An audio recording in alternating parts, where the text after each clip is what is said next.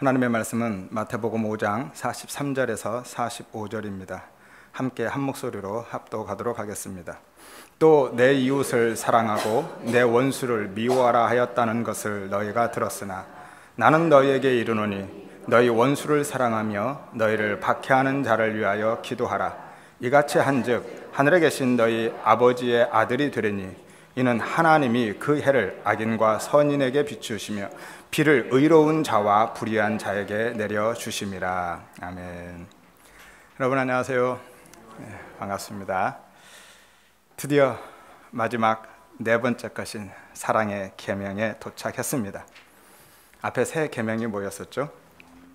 습관적이고 반복적으로 희생 제사를 드리는 살인, 그리고 나를 위해서 율법을 종교 의식으로만 붙들고 사는 간음, 그리고 하나님의 진리의 말씀을, 복음을, 예수와 십자가를 율법의 행위로만 가르치는 거짓 증거, 거짓 말, 그리고 도둑질이었죠. 이 문제들을 예수님이 십자가로 해결하시고 그 의를 우리에게 넘겨주셨습니다. 그것이 오른편 뺨과 왼편 뺨 이야기였었죠. 그래서 우리가 산 자, 의로운 자가 되었고요, 사랑으로 완성된 것입니다. 그래서 사랑이 율법의 완성이다 라고 하는 거예요. 따라서 성경이, 하나님의 말씀이 율법이 아닌 사랑으로, 하나님의 사랑, 십자가의 복음으로 이해되어질 때 우리가 비로소 율법을 완성하게 되는 것입니다. 율법의 완성이 되는 것이죠.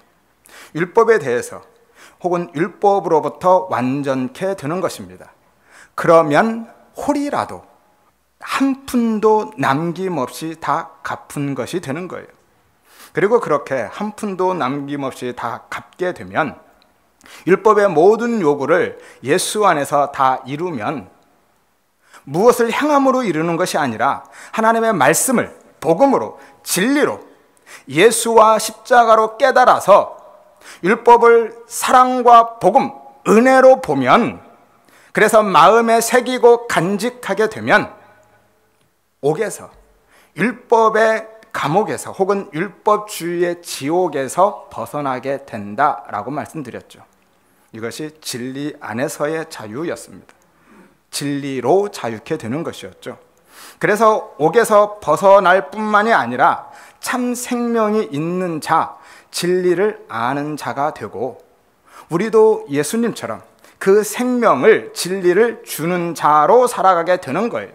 이것이 속옷과 겉옷 혹은 오리와 심리 이야기였습니다.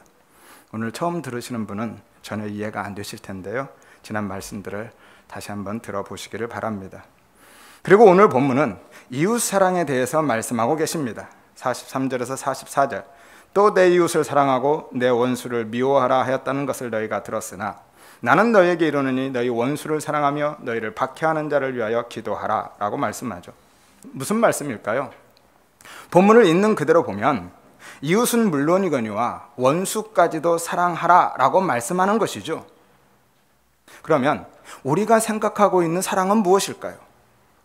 일반적으로는 다른 사람을 돕고 섬기고 배려하는 것이 사랑입니다. 한마디로 자기 희생이죠. 휴머니즘적인 사랑을 생각하게 되어 있습니다. 그런데 그 사랑이 정말 하나님의 사랑이고 예수님이 지금 우리에게 요구하고 계신 사랑이 맞을까요?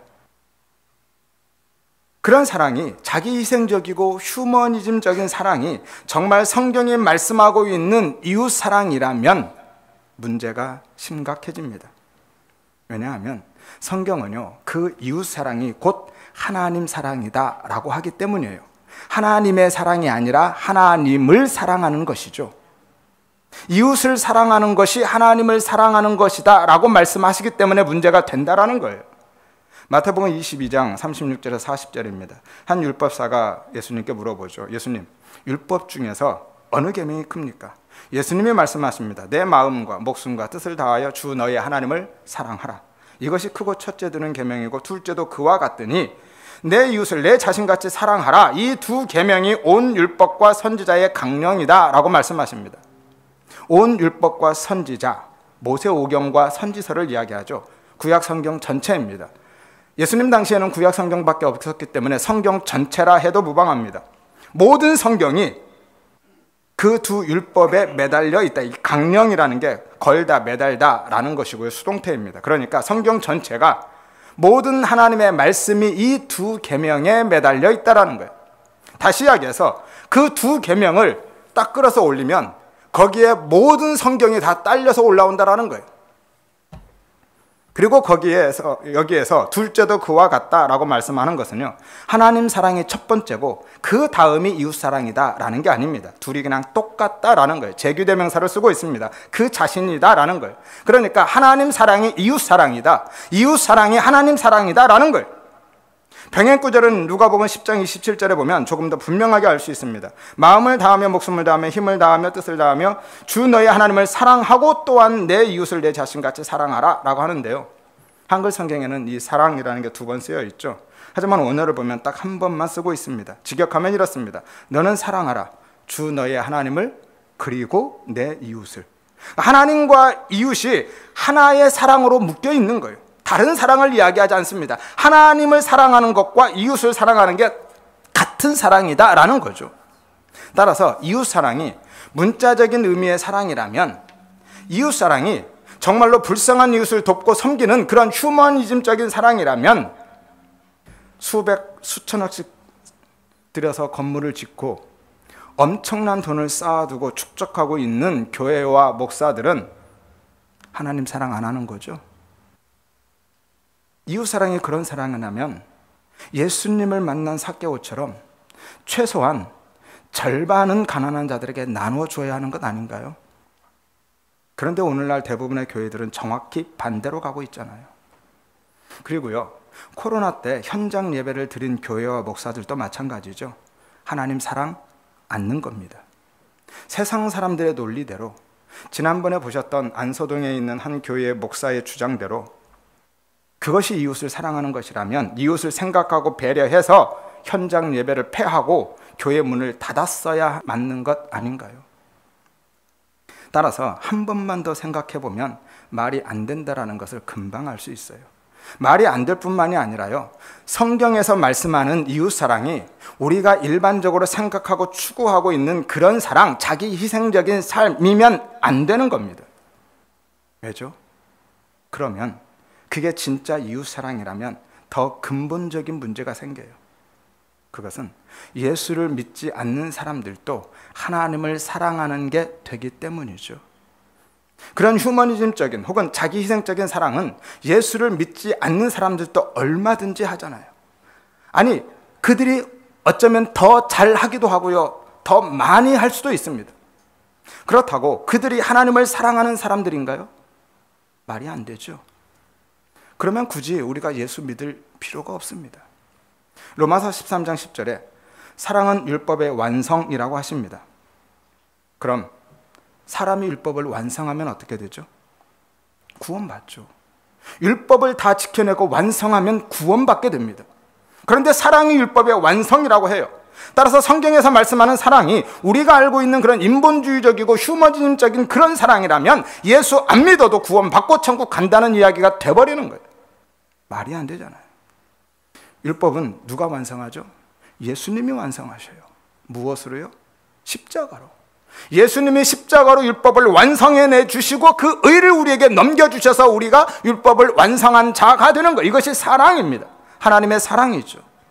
성경에서 하나님은 사랑이시다라고 하는 것은 바로 이 사랑을 이야기하는 거예요.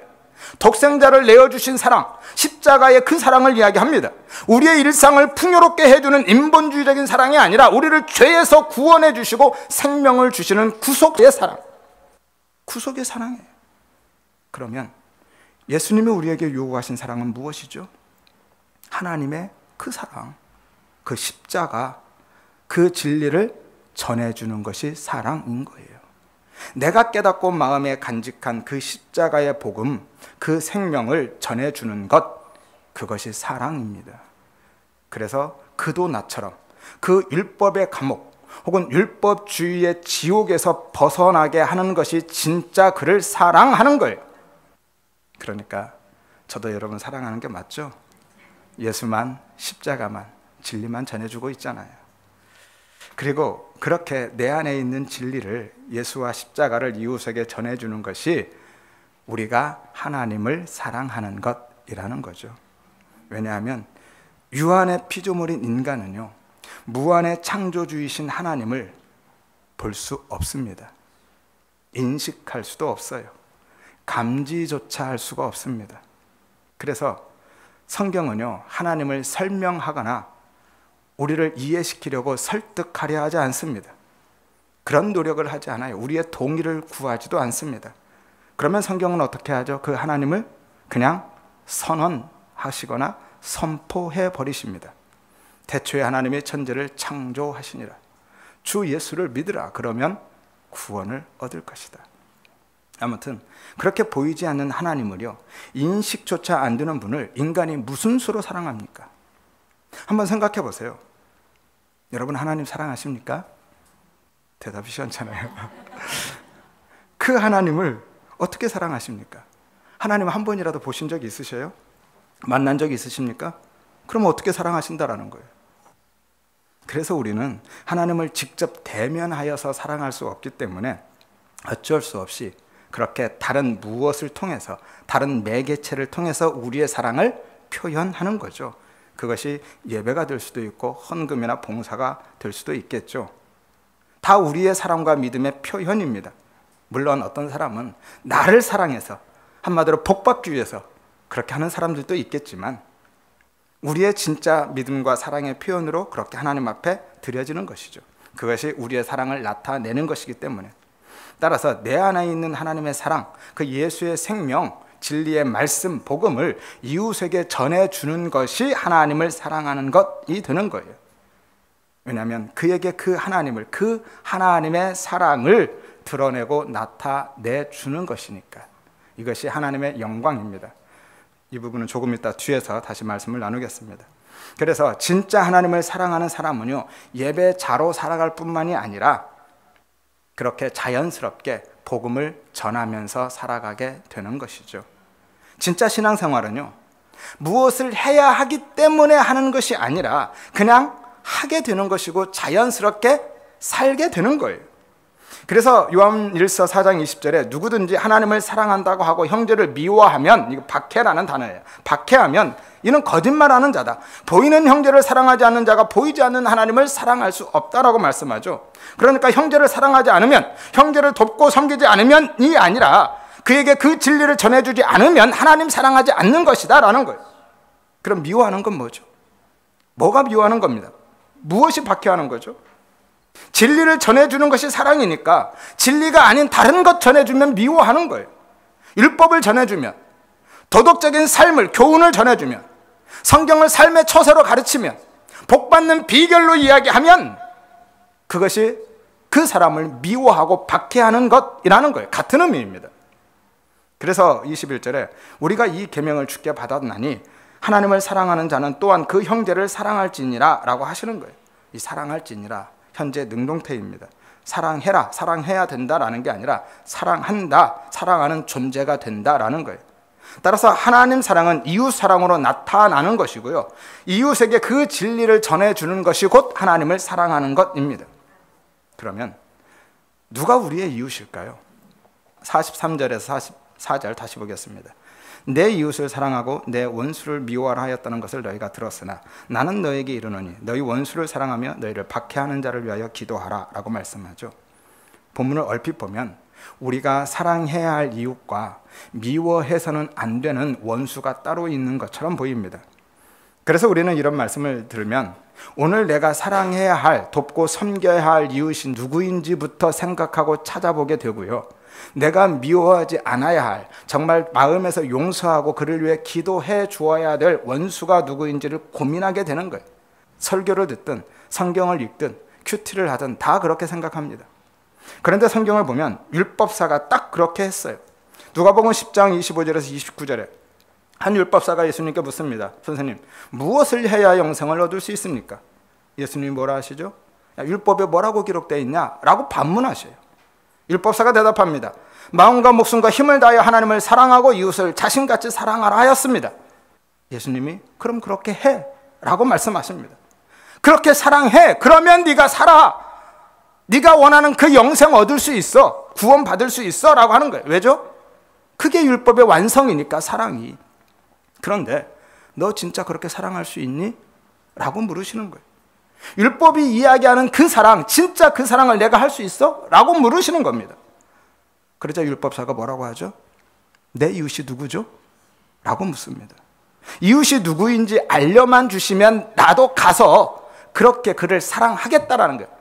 내 안에 영생이 있음을 내가 증명해 보이겠다라는 거였죠. 율법사는요, 자신이 알고 있는 그 문자적이고 율법주의적인 의미의 사랑으로 이해하고 있어서 엉뚱한 대답하고 있는 겁니다. 그러자 예수님이 무슨 이야기를 하시죠? 강도 만난 자 이야기를 하시잖아요. 일명 선한 사마리아인의 비유죠. 그러면 우리의 진짜 이웃은 누구입니까? 바로 선한 사마리아인으로 오신 예수님이죠. 그럼 우리는요, 강도 만난 자죠. 그래서 거의 죽은 자입니다.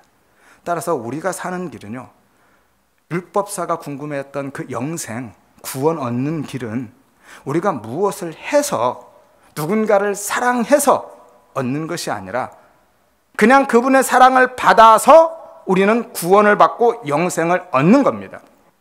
강도 만난 자가, 그래서 의식조차 없는 자가 무엇을 하고 누구를 사랑할 수 있습니까? 말씀드렸죠. 우리는 하나님을 섬김으로 사는 게 아니라 반대로 하나님의 섬김을 받음으로 사는 존재라고요. 그러니까 우리가 먼저 진짜 우리의 이웃으로 오신 선한 사마리아인으로 오신 예수님의 사랑을 받아서 살게 되는 겁니다. 그게 구원인 거예요. 그러면 비로소 우리도 다른 이웃을 사랑할 수 있게 되는 것이죠. 그리고 다른 이웃을 사랑하는 것도 우리가 기존에 알고 있던 그런 사랑, 무엇을 해서 그 사람을 도와주어서 사랑하는 것이 아니라 하나님의 그 사랑, 예수의 그 십자가 복음, 그 진리를 전해주는 것, 그것이 사랑인 거예요. 그래야 그도 예수의 사랑을 받아서 살게 되니까. 그러면 내가 진짜 이웃인 예수를 만나고 그 사랑을 받아서 살게 되면 이제 가장 먼저 삶 속에서 만나는 이웃은 누굴까요? 살아가면서 만나는 가장 가까운 이웃, 교회 안에 있는 성도님들일까요? 집에 있는 가족들인가요? 자주 만나는 친구들일까요? 내가 예수를 만나고 나서 제일 먼저 자각하게 되는 가장 가까운 이웃은 바로 나예요. 내가 먼저 이웃인 겁니다. 따라서 내가 예수를 만나고 진리를 깨달았다면, 그래서 마음에 그 진리가 새겨지고 간직하게 되었다면 제일 먼저 해야 할 일이 무엇이냐면 나를 사랑하는 거예요. 제일 먼저 우리가 사랑해야 할 이웃은 바로 나니까요. 나를 먼저 사랑하는 겁니다. 그러면 나를 어떻게 해야 사랑하는 거죠? 맛있는 거 많이 먹으면 되나요? 좋은 옷 사 입고 잘 쉬고 그러면 나를 사랑하는 건가요? 좀 전에 말씀드렸죠. 사랑이 뭐라고 말씀드렸습니까? 진리를 전해주는 것. 그러니까 나를 사랑한다는 것은 나에게 그 진리를 계속 전해주는 게 나를 사랑하는 거예요. 왜냐하면 그게 진짜 내 양식이니까. 나 굶기면 안 되잖아요. 그거 없으면 못 사니까. 이것이 심령의 가난이잖아요. 그래서 사랑을 나에게 계속 흘려주는 겁니다. 그래야 믿음이 자라고, 그래야 다른 이웃에게도 그 사랑을 전해줄 수 있으니까요. 그 진리를 설명해 주어야 할 거잖아요. 로마서 10장 17절에 그러므로 믿음은 들음에서 나며 들음은 그리스도의 말씀으로 말미암는다라고 하죠. 따라서 하나님의 말씀, 이 말씀이 로고스가 아니라 레마로 기록되어 있어요. 그러니까 로고스의 말씀, 율법, 윤리나 도덕이 아니라 레마의 말씀, 진리, 예수, 그 십자가 복음을 들어야 비로소 믿음이 생기고 자라는 거예요. 하나님은요, 그 진리의 말씀으로, 예수 그 십자가 복음으로 믿음을 심고 믿음을 자라게 하시는 거죠. 다른 말씀 들으면 믿음이 생기지도 자라지도 않습니다.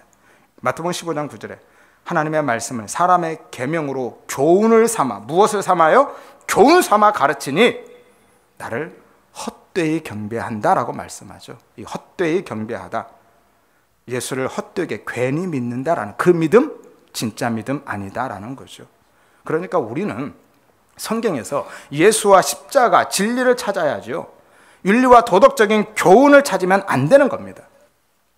왜냐하면 말씀을 우리가 지키고 행해야 할 법으로, 교훈으로만 가르치고 받게 되면 성경이요, 내 의를 생산해내고 내 의를 쌓아가는, 그래서 나를 드러내고 내 소원을 이루는 도구로 전락해버리기 때문이에요. 혹은 복받는 비결로 밖에 보이지 않기 때문입니다.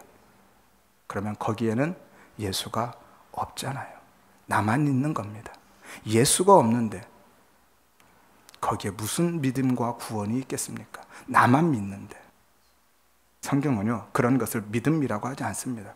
그것들은요, 예수를 믿는 게 아니고 나를 믿는 것이고요, 그것은 종교라고 하는 겁니다. 예수를 찾는다고, 예수의 이름을 부른다고 다 믿음이 있는 게 아닌 거죠. 많은 사람들이 진짜 예수를 믿고 예수를 사랑하는 것이 아니라 내 필요를 위해서 예수의 힘과 능력을 찾고 예수의 이름을 부르기도 한다라는 거예요. 팁을 하나 드리면, 그것이 성경을 법이나 윤리, 도덕으로만 보고 교훈으로만 가르치는 것이요, 성경이 말하는 어리석음인 거예요. 어리석다라는 게 뭐죠? 원래가 어리석기다라는 거예요. 어리석기다. 어리 뭐예요? 영이죠. 영이 다른 것으로 섞이는 겁니다. 율법과 도덕으로, 세상의 가치로 섞여서 혼탁하게 되는 거예요. 이것을 다른 말로 얼간이라고 하는 거예요. 어리 간 사람. 그리고 그것을 성경에서는 술 취함이라고 하는 거예요. 성경에서 왜 술 취하지 말라고 하는 줄 아십니까? 이 술은요, 항상 섞인 것을 의미하기 때문이에요. 술은 누룩을 넣어서 발효시켜서 섞는 겁니다. 그래서 술 취하지 말라라고 하는 거예요. 영을 진리가 아닌 다른 것으로 섞지 말라라는 거예요. 그리고 뭐 하라고요? 성령 충만 받으라라고 하잖아요. 성령, 섞이지 않은 영이에요. 진리의 영입니다. 그래서 섞은 것은 성경에서 항상 부정하다라고 말씀하시면서 상징적으로 종자 섞어 뿌리지 말아라 하는 거예요.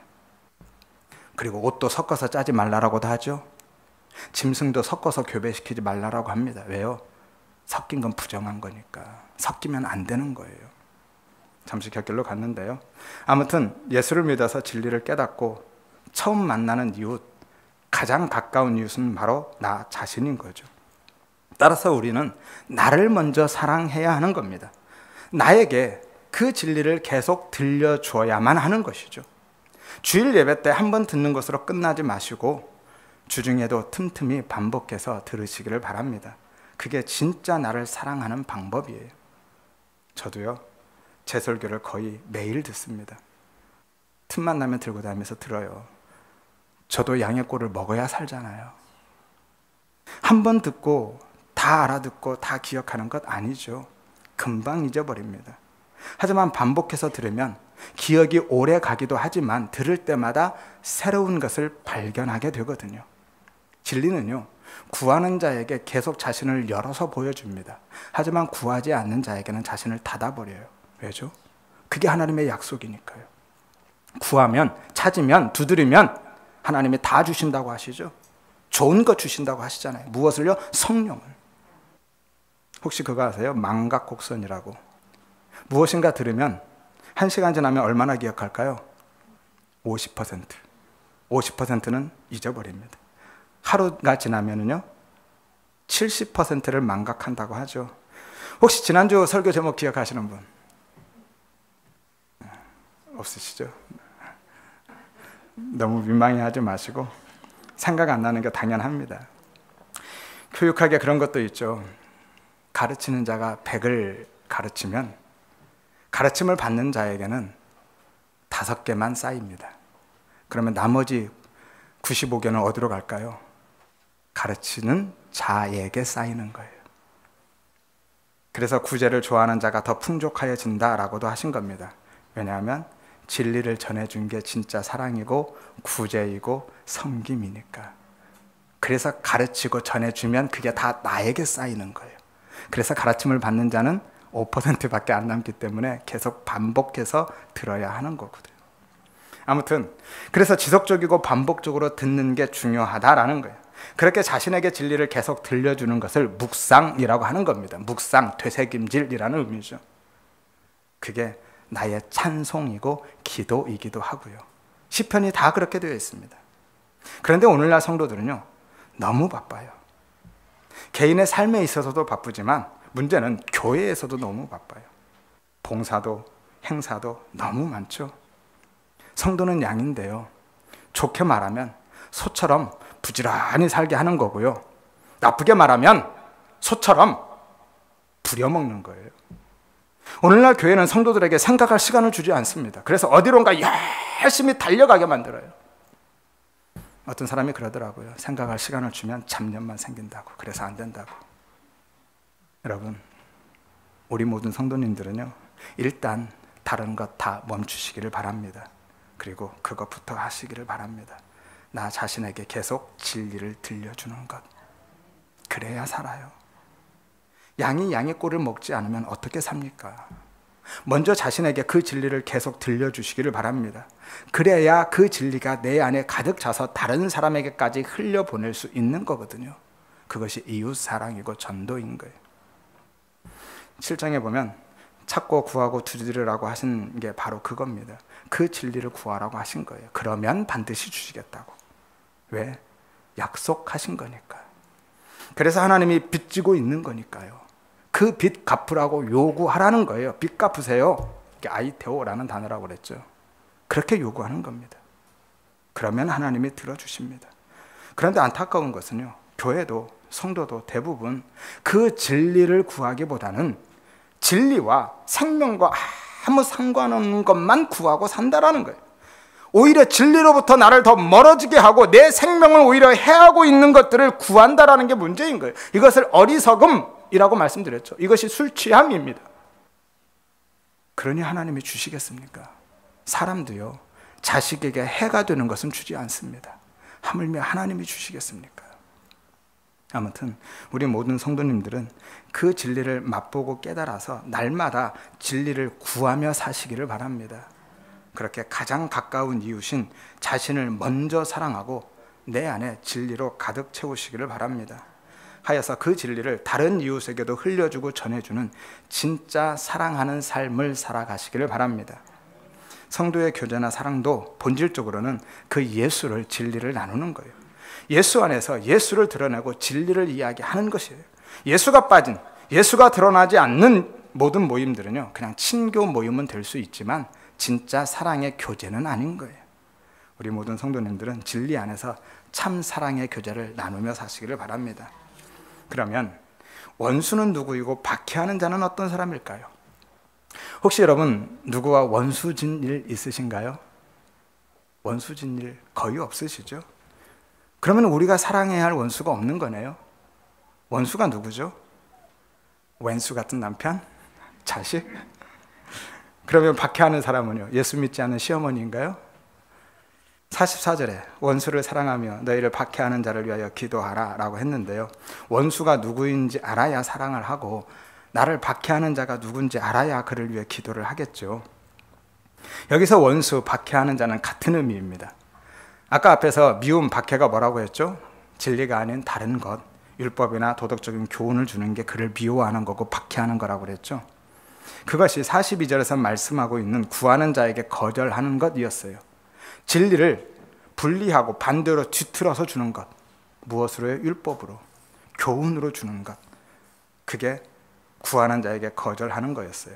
그래서 거절하지 말아라. 그렇게 진리를 분리하고 뒤틀어서 주지 말아라. 넘겨받은 그 빚, 그 선물, 그 진리를 있는 그대로 전해줘라 라고 하신 거였죠. 그러면 원수와 박해하는 자는 누구죠? 그 율법주의자들인 거예요. 인본주의자들이죠. 진리를 진리 그대로 전해주지 않고 분리하고 뒤틀어서 율법으로, 교훈으로 주는 자들이 나를 박해하는 내 원수인 거예요. 그래서 진리를 모른 채 계속 하나님과 원수된 삶을 살아가게 하는 거죠. 그들이 나에게 악을 행하는 원수이고 박해자인 겁니다. 로마서 13장 10절에 사랑은 이웃에게 악을 행하지 아니하나니 그러므로 사랑은 율법의 완성이라 말씀하죠. 여기에서 이웃에게 행하는 악이 무엇일까요? 바로 그 앞절에 있습니다. 9절에 간음, 살인, 도둑질, 탐심. 이게 다 뭐죠? 율법주의자라고 말씀드렸잖아요. 율법주의. 그러니까 율법 안에 있는 진리를 주지 않고 그 율법 자체를 요구하는 것, 율법주의적인 삶을 요구하는 것이 이웃에게 행하는 악인 거예요. 그러면 어떻게 하라고 말씀하죠? 그 원수를 사랑하고 그를 위해 기도하라. 원수를 사랑하라. 그에게 네가 만난 그 예수를, 내가 깨달은 그 진리를 전해주라 라고 말씀하는 것이에요. 이것이 소곡과 겉옷, 오리와 심리 이야기라 말씀드렸죠. 소곡과 겉옷, 율법을 진리로 주는 것, 오리가 자면 심리를 동행해 주는 것, 첫 번째 천 율법을, 두 번째 천 그 짝인 예수께로 진리로 인도하는 것, 그 이야기였습니다. 그리고 그들을 위해서 기도하는 것, 그들도 예수를 만나고 그 진리를 깨달아서 그 율법주의의 지옥에서 벗어나기를 위해서 기도하는 거예요. 기도의 본질이 뭐라고 말씀드렸습니까? 기도의 본질, 내 원하는 것, 내 소원 아뢰는 것이 아니라 하나님의 그 소원을 나도 원하기를 위해서 기도하는 거예요. 그게 기도의 본질입니다. 그러면 하나님의 소원이 뭐죠? 자기 백성이 진리를 깨달아서 아들이 되는 거예요. 아들로 사는 겁니다. 구원받는 거죠. 45절에 이같이 한즉 하늘에 계신 너희 아버지의 아들이 된다라고 말씀하죠. 진리를 들려주면 구원을 받는다라는 거예요. 믿음은 어디에서 온다고 말씀드렸어요? 들음에서. 무엇을 듣는 거죠? 진리의 말씀을. 로고스가 아닌 레마의 말씀을 듣는 겁니다. 그러니까 율법이라는 문자적인 말씀 안에 담아주신 그 진짜 진의, 하나님의 원래 의도하신 그 의미를 가르쳐주는 것이 진리인 거죠. 그것이 레마의 말씀입니다. 따라서 원수를 사랑하고 박해하는 자를 위해서 기도하라라고 하신 것은요, 여전히 율법주의적이고 인본주의적인 삶을 살아가고 그것을 가르치고 요구하는 자들에게 내 안에 있는 그 생명, 예수, 십자가 복음을, 그 진리를 전해주고 그들도 그 진리를 깨닫기를 위해서, 그 은혜 주시기를 위해서 기도하는 거예요. 그리고 원수나 박해가 그런 것이라면, 만약에 진리를 알지도 못하면서 알려고도 하지 않고 끝까지 율법으로, 교훈으로만 붙들고 살아가고 있거나, 혹은 진리를 깨닫고 진리 안에 있으면서도 그 진리를 내 양식으로 삼아서 나를 채우지 않고 여전히 율법주의적인 삶으로 내 의를 쌓아가고 인본주의적인 삶으로 세상과 버타여서 내 가치와 내 영광 챙기면서 살아가고 있는 사람들은 바로 내가 나의 원수가 되는 겁니다. 내가 나를 박해하는 삶을 사는 거예요. 내가 나를 미워하고 박해하는 원수로 사는 겁니다. 그래서 진짜 영적 전쟁은 내 밖에서 일어나는 어떤 일이 아니라 내 안에서 일어나는 거예요. 예수를 믿으면 내 안에 하나님의 통치, 하나님의 나라가 이루어지고요. 그런데 우리의 본성은, 육적 본성은 그 통치 나라를 거부하고 싫어합니다. 여전히 내 나라를, 내 가치를, 내 의를 지키고자 하는 거예요. 그래서 영적 전쟁이 일어나는 겁니다. 이것이 하나님의 나라, 하나님의 통치가 내 안에서 실현되는 것을 막는 것이고요. 여전히 하나님과 원수된 삶을 살아가게 하는 진짜 나를 죽이는 내 원수이고 박해자로 사는 거예요. 내 생명을 해하고 내 영혼을 박해하는 거죠. 따라서 진짜 예수를 만나고 진리를 깨닫게 되면 그런 자신이 율법주의적이고 인본주의적으로 살아가고 있는 내가 원수로 여겨지고 내 박해자로 느껴지는 겁니다. 그래서 1차적인 원수는 율법에 갇혀서 하나님의 원수로 살아가고 있는 나 자신임을 깨닫게 되는 것이죠. 그러면 또 어떻게 하게 되죠? 내가 진짜 원수로 깨달아지면 그 원수를 사랑하게 되는 거죠. 그리고 그를 위해 기도하게 되는 겁니다. 그러니까 나에게 진리를 들려줌으로써 나를 사랑하고 그 진리를 찾고 구하는 그 가난한 마음으로 그 은혜 주시기를 위해서 매일 기도하는 거예요. 그게 진짜 나를 사랑하는 것이고요. 그게 자신을 위한 가장 중요한 혹은 시급한 기도인 거예요. 그리고 그것은 내가 아닌 다른 이웃에게 있어서도 마찬가지입니다. 다른 이웃을 사랑하는 것도, 그를 위해서 기도하는 것도 동일한 거예요. 단순히 육적인 필요를 덮고 그것을 위해서만 기도하는 것이 아닙니다. 그것이 사랑이나 기도가 아니라는 게 아닙니다. 그것들이, 육적인 필요를 채워주고 돕고 구하는 것들이 사랑과 기도의 본질이 아니라는 거예요. 그래서 진짜 예수를 만나고 진리를 경험하면 사랑하는 방법도 달라지고요, 기도의 내용도 바뀌게 되는 겁니다. 그렇죠? 아시는 분들만 아십니다. 경험한 분들만 아시는 거예요. 설명해서 이해되는 게 아니라 그 은혜를 구하시기를 바랍니다. 아무튼 우리 모든 성도님들은요, 자신에게 끊임없이 진리의 말씀을 들려주며 날마다 그 진리를 깨닫는 은혜 주시기를 위해서 기도하시기를 바랍니다. 하여서 예수를 더 깊이 만나고 십자가 복음을 더 깊이 경험하고 진리를 더 깊이 알아가시기를 바랍니다.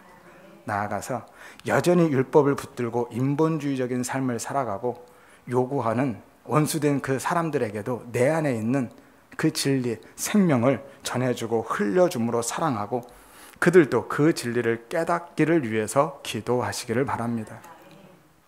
45절 보겠습니다. 이같이 한즉 하늘에 계신 너희 아버지의 아들이 되리니 이는 하나님이 그 해를 악인과 선인에게 비추시며 비를 의로운 자와 불의한 자에게 내려주심이라 라고 말씀하죠.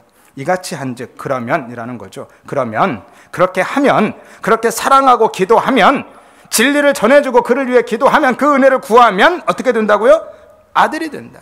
이게 구원이죠. 내가 진리의 말씀으로 아들을 낳는 겁니다. 생명은요, 생명이 있어야 낳는 거예요. 죽은 것에서 생명이 나올 수 없습니다. 내 안에 그 진리가 생명이 있어야 나도 그 생명으로 생명을 낳는 거죠. 그리고 그렇게 아들이 된 자만 하나님을 아버지라고 부르게 되는 거예요. 친아버지죠. 하나님을 아버지로 만나는 겁니다. 그리고 그가 또 진리로 아들을 낳는 아버지가 되는 거예요. 진리가 나를 통해서 그렇게 흘러가는 것이죠. 이것을 성경에서 온전함이라고 하는 겁니다. 이 부분은 다음 주에 나누기로 하겠습니다. 이는 이라는 거, 왜냐하면 이라는 건데요, 하나님이 해를 악인과 선인에게 비추시며 비를 의로운 자와 불의한 자에게 내려주시기 때문이라 라고 말씀하죠. 여기서 해와 비는요, 하나님의 은혜, 특별히 진리의 말씀, 성령을 상징하죠. 악인과 선인, 의로운 자와 불의한 자는요, 인간들이 합의하고 규정해 놓은 율법적이고 도덕적인 선, 악, 의로움, 불의를 의미하고 있습니다. 비추다라는 것은요, 아나텔로라는 단어인데요, 위라는 아나와 한계의 도달점으로서의 완성을 의미하는 텔로스의 합성어입니다. 그리고 내리다라는 것은 적시다, 씻다라는 의미예요.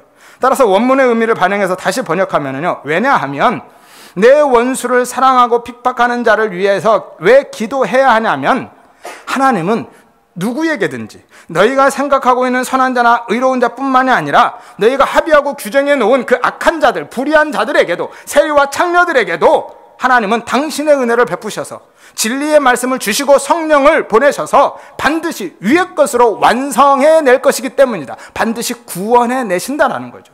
그래서 사랑하고 기도하라는 거예요.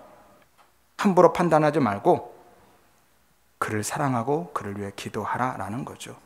해는 악인에게도 비추고 비는 불의한 자에게도 내릴 수 있으니까 우리에게 있는 하나님이 우리에게 주신 그 진리를 전하고 그를 위해서도 기도하라라고 말씀하시는 겁니다.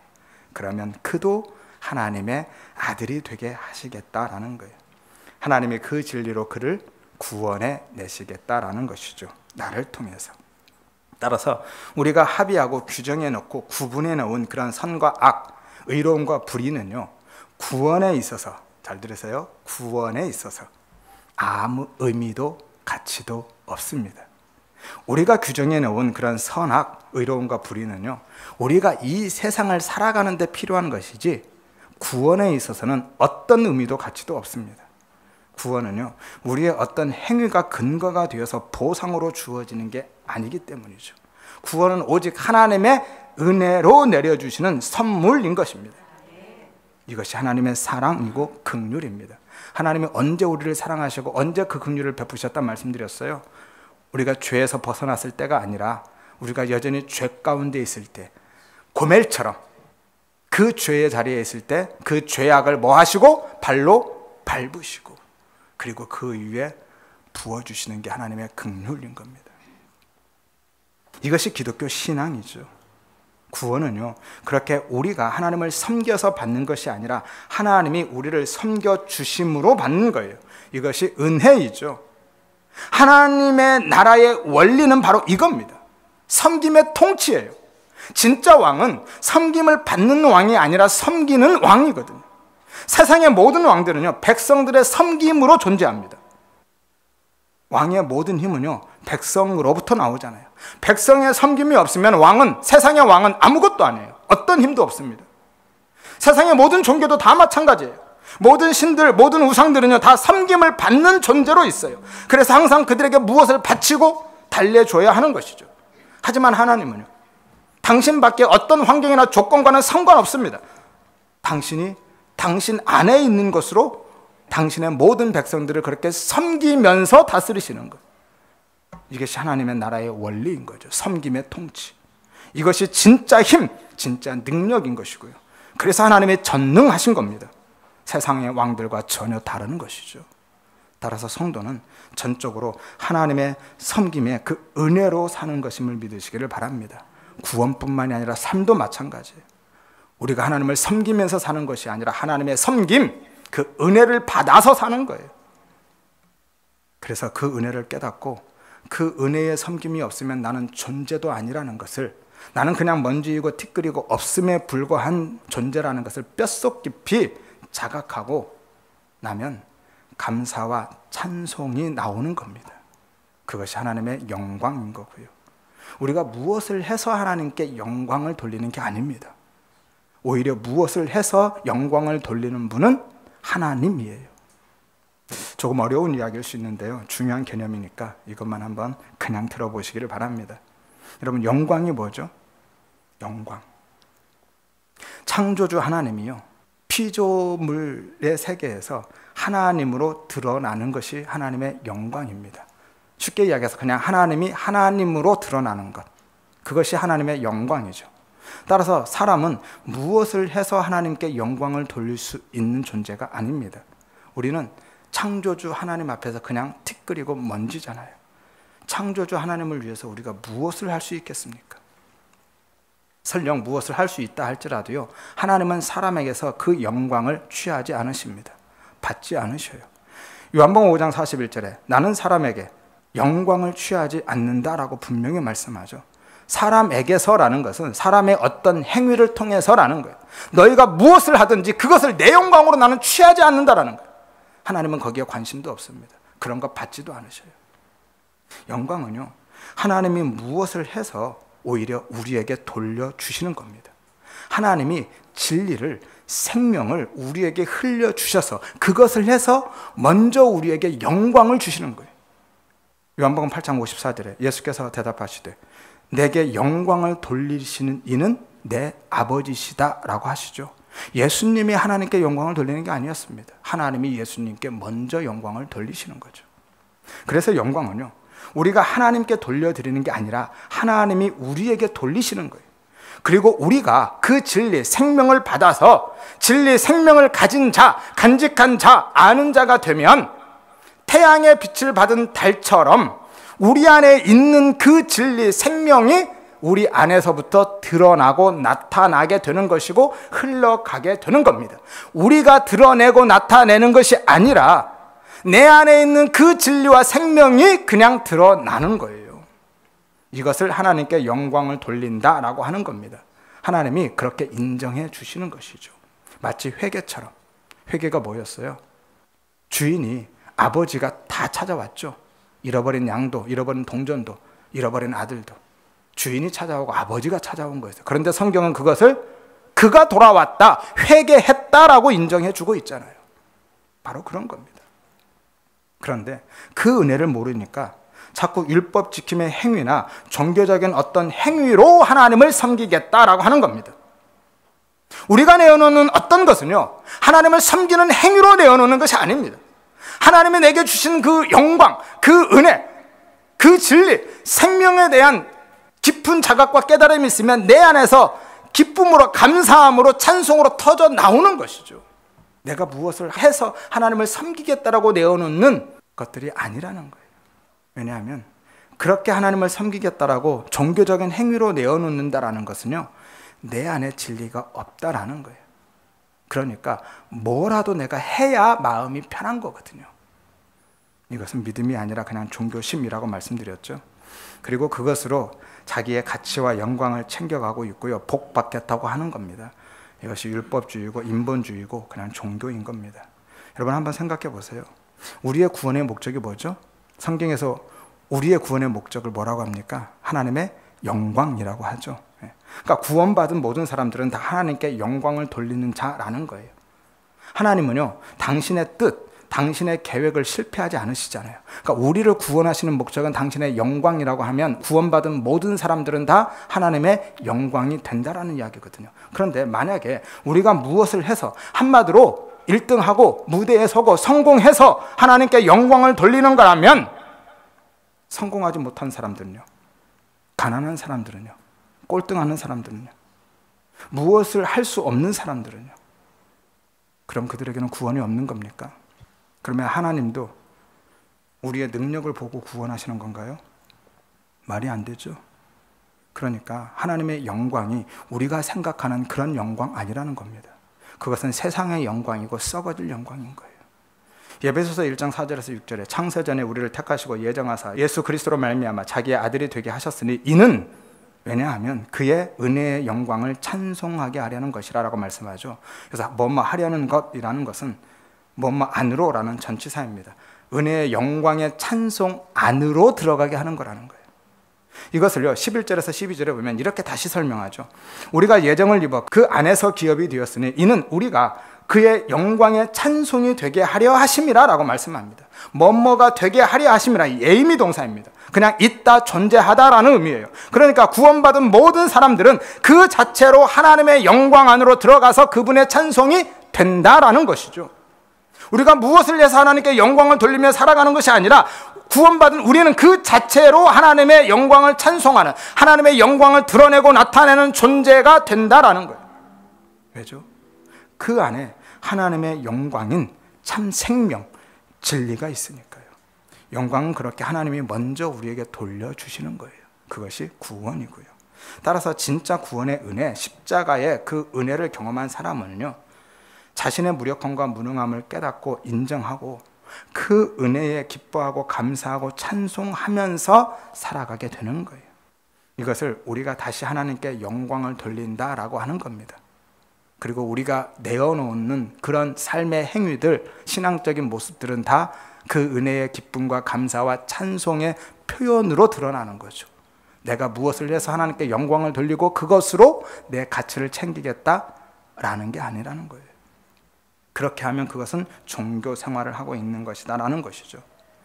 그리고 내 안에 있는 그 진리, 생명을 다른 사람들에게 전하고 흘려주게 되면 그것이 바로 그를 사랑하고 그를 섬기는 겁니다. 하나님도 이웃도 그렇게 사랑하고 그렇게 섬기는 거예요. 어떤 물리적인 행위를 내어놓음으로 사랑하고 섬기는 것이 아닌 것이죠. 이해가 좀 되시나요? 혹시 이해가 안 되시는 분은 너무 고민하지 마시고 그냥 지나가시기를 바랍니다. 그리고 깨닫는 은혜를 그냥 구하시면 되고요. 반복해서 들어보시기를 바랍니다. 그것이 나를 사랑하는 거고요. 그렇게 하면 하나님께서 반드시 그 은혜로 우리를 뚫고 들어오실 줄로 믿습니다. 아무튼 진리를 받아서 아들이 된 우리 모든 성도님들은요, 내 안에 있는 그 진리를 계속 흘려주고 나를 위해서 그 진리를 깨닫기를 위해서 기도하시기를 바랍니다. 그리고 혹시라도 아직 그 진리가 도대체 무엇인지 모르시겠는 분은 계속 진리 하니까 그냥 질려버리시는 분은 진리의 말씀을 자신에게 계속 들려주면서 깨닫는 은혜를 구하시기를 바랍니다. 하여서 우리 모두가 그렇게 나 자신을 사랑하고 진리가 있는 아들이 되시기를 바라고요. 이웃을 사랑함으로 다시 아들을 낳는 아버지로 살아가시기를 주의 이름으로 축원드립니다.